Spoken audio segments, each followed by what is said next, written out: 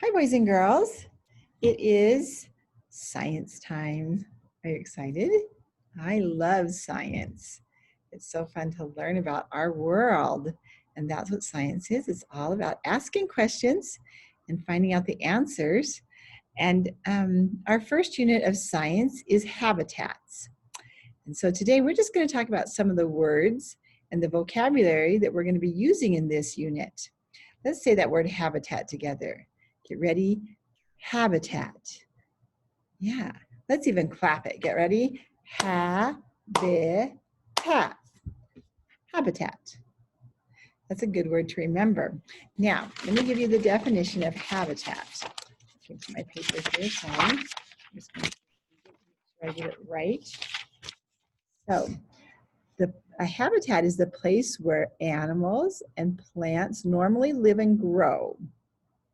For example, the forest is a deer's natural habitat.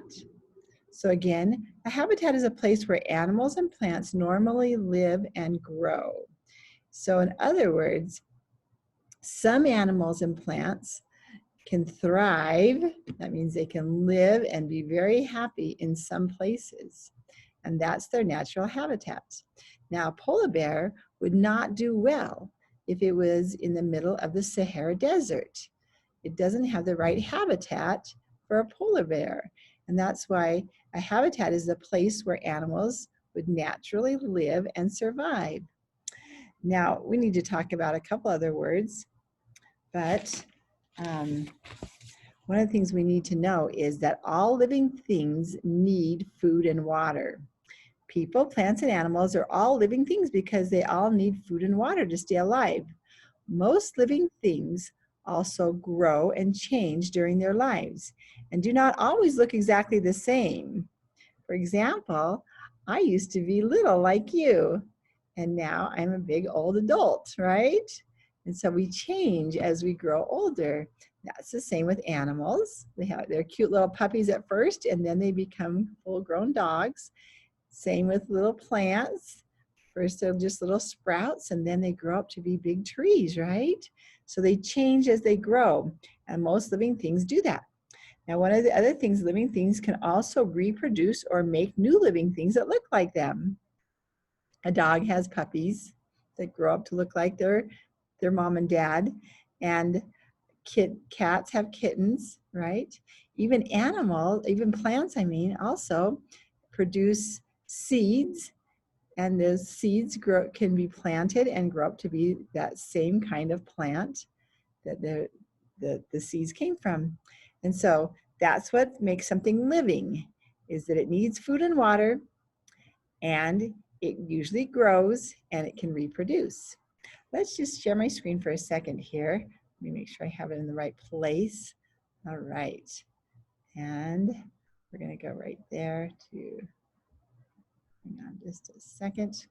Almost got you here. Okay. So present this.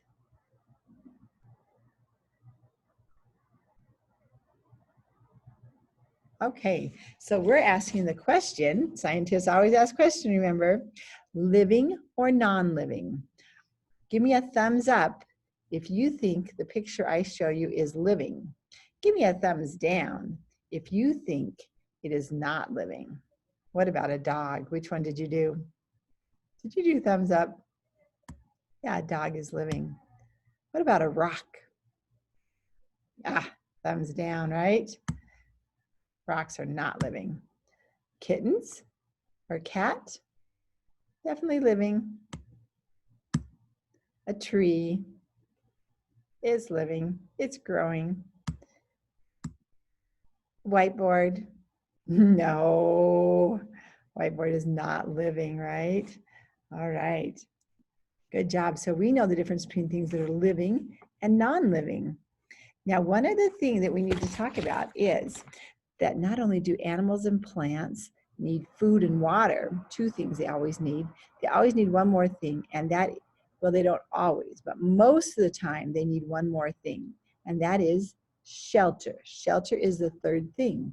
A shelter is a place that, protects you from the weather or dangers. Like, for example, a shelter could be my house, because a shelter makes it so I can get out of the freezing cold or the really hot weather, whatever it is. I can get into my house for shelter. But if I was out watching my son's soccer game and all of a sudden there was a great big thunderstorm and lightning striking everywhere, I could hurry and get back in my car, and that would provide shelter for me. Well, animals also usually need some kind of shelter. Sometimes it's just under a tree or under a bush. Sometimes they dig a hole and make a burrow down in the ground for their shelter. And so that's a third thing that living things usually need. They need food, water, and what's that last one I just said? Shelter. Yep, food, water, shelter. Remember those three things because they're going to be on your quiz, and you need to be able to tell me what a shelter is. So a shelter is a place where you can be protected from the severe weather, right? All right. Now the last thing we want to talk about is survive. In order for animals and plants to survive, they have to be in a habitat where they can have that food, water, and shelter. And survive means to stay alive, right? So in order for them to stay alive, they need to have those three things: food, water, and shelter. And we're going to talk a little bit more later about how animals might adapt to living in places. And that means they might change to live into places, or things in their body make it so that they can live in a very cold place or a place that doesn't have much water. That's called adapting. All right, so those are our vocabulary words today, and those are the ones you're going to have to remember as we start our unit. Over the next few weeks, we're going to be learning about lots of different plants and animals and the different habitats that they live in. And guess what? Tomorrow we're going to have a special guest, an animal that's going to show us around all of these awesome places. And his name is Rattenborough. Did you figure out what kind of animal Rattenborough might be? Stay tuned, and I will see you tomorrow.